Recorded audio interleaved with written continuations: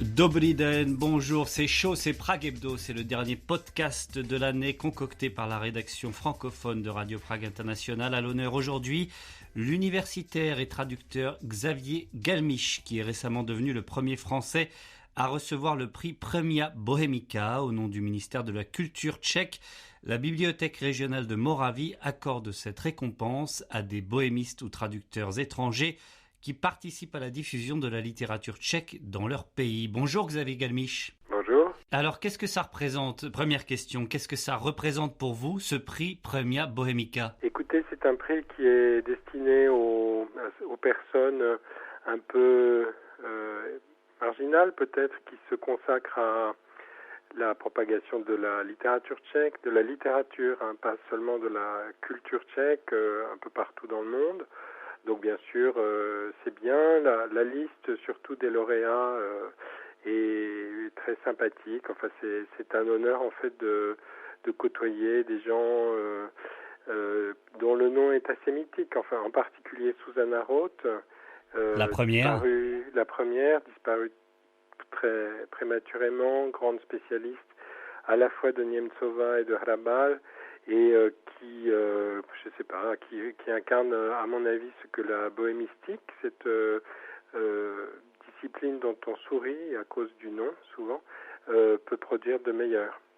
C'est vrai, ça fait sourire, bohémistique, quand on dit qu'on est bohémiste? Les gens ne savent pas très bien ce que ça veut dire. Ça fait un peu rêver aussi, puisque quand on dit bohème, ça fait partie de ces contrées qu'on connaît pas très bien et dont le nom semble échapper d'un conte. Donc on a du mal en fait à faire équivaloir ce nom avec une discipline aussi scientifique, c'est-à-dire qui recouvre de la linguistique, de l'histoire, de la littérature, etc. Alors c'est quoi être bohémiste pour vous aujourd'hui? Pour moi, être bohémiste, en fait, c'est une partie de mon travail. C'est-à-dire, j'ai du mal à m'identifier, et je suis professeur de littérature tchèque et de culture centre-européenne, et j'insiste beaucoup sur la dernière partie du syntagme parce que, en fait, je pense qu'il est impossible de parler de littérature tchèque seulement. Et donc, mon projet, enfin, mes efforts, c'est d'essayer de parler de cette littérature, et au-delà de cette culture quand même fort méconnue, dans le contexte du voisinage compliqué avec les Allemands, dans le contexte des relations importantes et très meurtries avec les Juifs, etc. L'origine de votre lien avec la République tchèque, ça date de votre service militaire, ce qu'on appelait avant la coopération, c'est ça? Oui, j'étais coopérant culturel, donc j'avais essayé d'échapper au service militaire pur jus, et on m'avait fait choisir pour faire fonction, c'était l'expression d'attaché culturel, entre Catane et Prague. Et je m'étais dit à l'époque que je me gardais le soleil pour mes vieux jours, et donc que j'allais tenter le coup à l'Est. Et alors, c'était 1984? C'était 1986. J'avais découvert Prague 2 ans avant grâce à l'invitation de Václav Jamek, que j'avais connu à l'école normale supérieure. Donc je connaissais un peu le pays, c'est-à-dire je m'étais aperçu que je n'y comprenais rien. Et c'était intéressant d'y retourner, donc un peu après, pour gratter un peu sous la surface. Alors racontez-nous, qu'est-ce que ça peut être le rôle d'un attaché culturel en 86, fin des années 80, quand même, qui devait être passionnante, mais assez fermée quand même?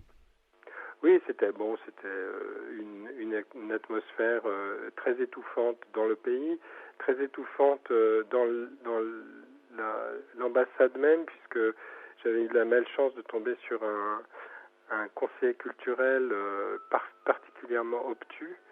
Mais par ailleurs, c'était une période de renaissance un peu des relations intellectuelles entre les Français, les Tchécoslovaques, et du côté de la dissidence. Donc j'avais été mis dès le début en contact en particulier avec l'association Jean Hus, qui était très excitante, très intéressante. J'y comprenais pas grand-chose, pour vous dire la vérité.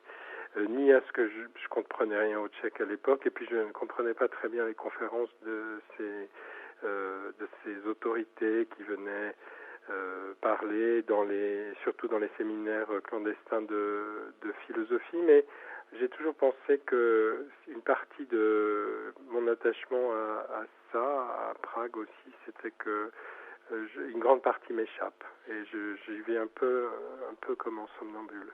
Vous avez des souvenirs concrets de ces, par exemple, de séminaires d'appartement? Je ne sais pas, est-ce que vous étiez suivi aussi par la STB? Oui, enfin je pense globalement, un peu comme tout le monde, il faut dire quand même que la STB, pour les gens qui n'étaient pas très importants, elle n'était pas très attentive. Donc à part un peu à la fin où les choses se sont vraiment gâchées, j'ai pas eu de... Enfin, on se racontait un peu des romans sur la surveillance qui en fait concernait vraiment certaines personnalités dont je n'étais pas beaucoup. C'était étonnant, c'était une atmosphère à la fois de conspiration mais de grande convivialité, je dirais. Et ce qui m'a beaucoup étonné, c'était en particulier au séminaire de Heidanek, le philosophe, c'était qu'on était donc dans une sorte de petit salon, pas très confortable. C'était les habitations tchécoslovaques des années 80, à la fois surchauffées. On était tous en chaussettes. Ça sentait la chaussette et le thé, je me souviens. Et c'était à la fois sublime parce qu'il y avait quelque chose de l'ordre du combat pour la vérité, tout simplement. Et puis c'était extraordinairement familier. Il faut souligner que les Tchèques enlèvent leurs chaussures quand ils entrent dans un appartement. Est-ce que vous vous souvenez de grandes figures de la dissidence, de gens qui ont accédé aux responsabilités plus tard? Je pense à Václav Havel notamment. Non, je l'ai croisé très fugacement. La personnalité avec laquelle j'ai été le plus lié à l'époque, parce que j'avais commencé en fin de séjour, enfin déjà après mon séjour en tant que coopérant culturel, à travailler sur un livre sur Prague qui est paru en 89, que j'avais fait avec Peter Kral, donc qui lui aussi vient de disparaître. Je me souviens de Peter Pithart, qui était vraiment un penseur politique tout à fait détonnant, qui ça me plaisait déjà à l'époque, parlait beaucoup du passé centre-européen de la Bohème, donc pas seulement du traumatisme tchécoslovaque. Et donc il est devenu après une figure majeure du Sénat tchèque et un ténor un peu de la pensée politique. Et chef du gouvernement par la suite. Xavier Galmiche, est-ce que vous pouvez nous parler, je ne sais pas s'il date de votre premier séjour à Prague, mais est-ce que vous pouvez nous parler de votre premier coup de cœur littéraire tchèque? Oui, je l'ai souvent raconté cette histoire parce que je me suis attaqué, je suis tombé dedans en fait par hasard, et c'est ce genre d'anecdote. J'ai ouvert une armoire forte d'un des bureaux de la Stepanska, donc l'actuel Institut français, où était le service culturel de l'ambassade, et j'ai trouvé des samizdat qui, je pense, étaient destinés à passer la frontière pour je crois, j'imagine, des fonds de documentation de bibliothèque sur le samizdat à l'ouest. Et je suis tombé, et qui n'avait jamais été passé parce qu'il y avait des diplomates pas toujours très courageux, et donc j'ai ouvert les œuvres, l'édition samizdat des œuvres de Jakub Demel. Alors Jakub Demel est un immense poète, un prêtre, représentant d'une poésie catholique très à la fois moderniste et traditionnaliste, c'est très bizarre. Et alors là, j'ai vraiment rien compris. Et j'ai lu ça avec passion. Et j'ai toujours eu l'envie d'en traduire. Erika Abrams a traduit des très belles choses. Moi, j'y suis jamais arrivé. Et j'en profite pour dire que celui qui m'a poussé à lire Demel, cette espèce de soleil noir de la littérature tchèque du début du XXe siècle, c'est Jan Vladislav, qui a été en fait, puisqu'on parle des figures de l'émigration, celui qui m'a le plus apporté. Il avait déjà émigré à Paris en 1981 et il était pour moi une source d'information d'abord sur le pays et puis aussi d'inspiration sur la culture en général. Est-ce que vous vous souvenez du premier texte que vous avez traduit? Quel était son auteur? Je crois que j'ai traduit avec une amie tchèque qui voulait traduire en français. Donc, ce sont des mariages de traducteurs qu'on connaît bien, les traductions à quatre mains. On a traduit un texte du recueil de contes de Jan Verich Fimfarum. On n'a jamais terminé parce que c'est des textes très drôles qui sont fondés sur des calembours. C'était une très mauvaise idée de commencer par un texte si difficile, mais c'était une bonne leçon. Je me suis aperçu que le recueil venait d'être traduit et surtout publié en français, ce qui est de plus en plus difficile. Et à propos de difficultés de traduction, est-ce qu'il y a encore des mots tchèques qui vous paraissent intraduisibles aujourd'hui? Oui, il y en a plein, et c'est le charme. C'est le charme. Kundera a composé tout un petit dictionnaire de ces mots intraduisibles. C'est aussi un peu un lieu commun de la traduction. Moi, je me suis piqué du mot tougne, qui est donc un mot qui veut dire, qui est vraiment pas traduisible en français. C'est une sorte d'étang très profond et très petit. On le traduit parfois en français par le trou d'eau, ce qui n'est pas très euphonique. Et c'est un très beau mot qui est très important à mon avis dans la poésie, surtout du 19e. Et surtout, c'est une pièce du paysage tchèque. Vous en trouvez dans la peinture, bien sûr, et aussi dans l'opéra. Par exemple, je pense que la Roussalka de Dvořák, elle habite dans une tougne, dans un trou d'eau. Et j'y vois une sorte d'image emblématique de la vie intérieure, en général de tout homme, mais qui a été un peu canonisée comme une figure du canon culturel tchèque à la fin du 19e. Alors ça, c'est un mot compliqué à traduire. Est-ce que vous avez un mot tchèque préféré? Ah, j'en ai plein.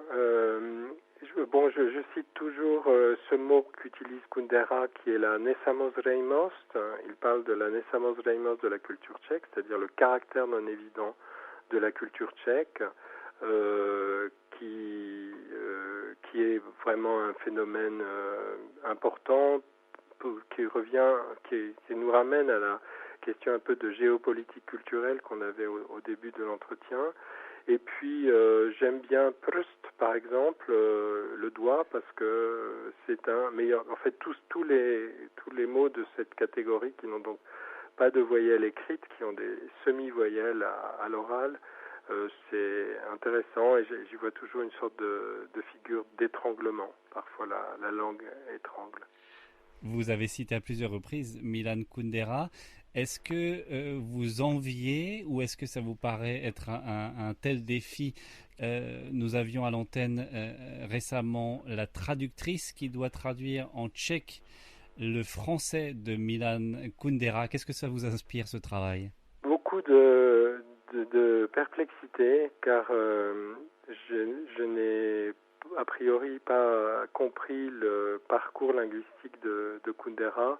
Je ne comprends pas tout à fait son français et donc je ne comprends pas non plus cette position de maître d'ouvrage qu'il impose à son œuvre, c'est-à-dire il décide qu'à partir d'un certain moment il écrit français, il n'écrit plus le tchèque. Je trouve que voilà, on attend en fait un peu des éclaircissements et je pense que il y a un peu de jeu de sa part de se cacher derrière ces espèces d'avatar. Vraiment, c'est quelqu'un qui a changé, je pense, en passant d'une langue à l'autre, mais par ailleurs, bien sûr. Précisément, Kundera est la figure même du canon. C'est vraiment la personnalité la plus connue et je suis en train de terminer une étude sur la réception de la littérature tchèque dans les pays francophones depuis 1989 et au point de vue des chiffres, c'est absolument implacable. Donc c'est une sorte de statut du commandeur. Quand vous dites que vous ne comprenez pas son français, ça veut dire quoi? Que vous sentez le tchèque derrière ou que ce n'est pas... Incroyablement. J'ai relu, à cause de cette étude, une bonne partie des citations faites dans la postface de l'édition de ces œuvres à la Pléiade, et franchement, il y a c'est une langue d'une certaine façon extraterritoriale qui n'est bien sûr plus du tchèque, mais qui n'est pas tout à fait du français. En particulier un usage très bizarre du système verbal, non seulement des temps, mais aussi des modes, du subjonctif par exemple. Et c'est donc une sorte de langue, c'est une langue mentale, hein. Et je pense que de toute façon, Kundera est un auteur mental. Donc finalement, il projette beaucoup de cette espèce de mens sur la lingua, pour parler de façon cuistre. Est-ce que, Xavier Galmiche, vous auriez un morceau de musique? Je suppose que vous vous intéressez à la littérature, mais aussi à la culture tchèque en général.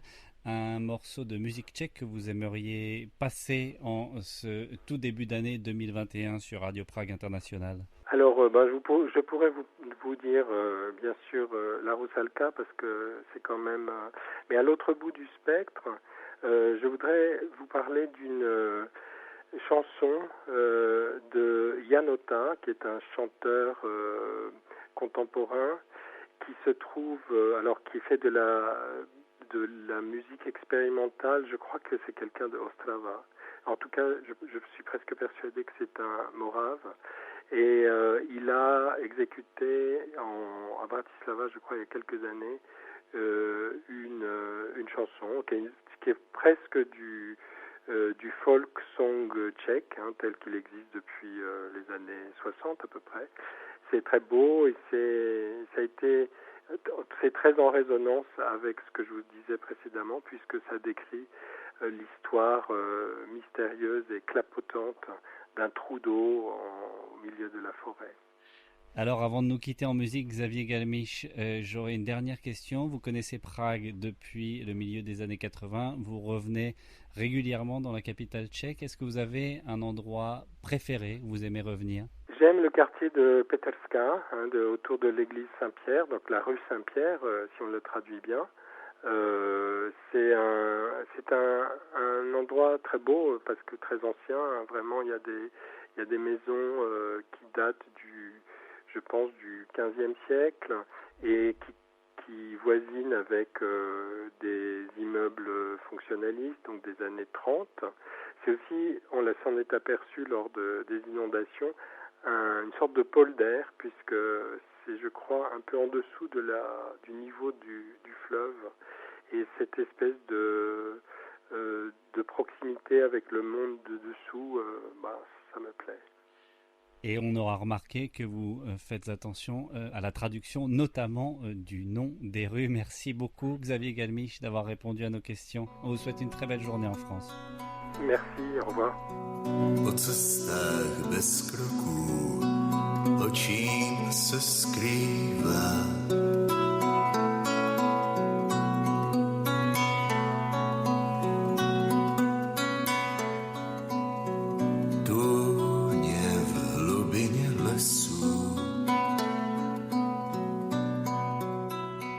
Merci à Xavier Galmiche, merci à toutes et à tous de votre attention et de votre fidélité. C'était le dernier podcast de l'année de Radio Prague International, Prague Hebdo, que vous retrouvez évidemment sur toutes les plateformes dignes de ce nom.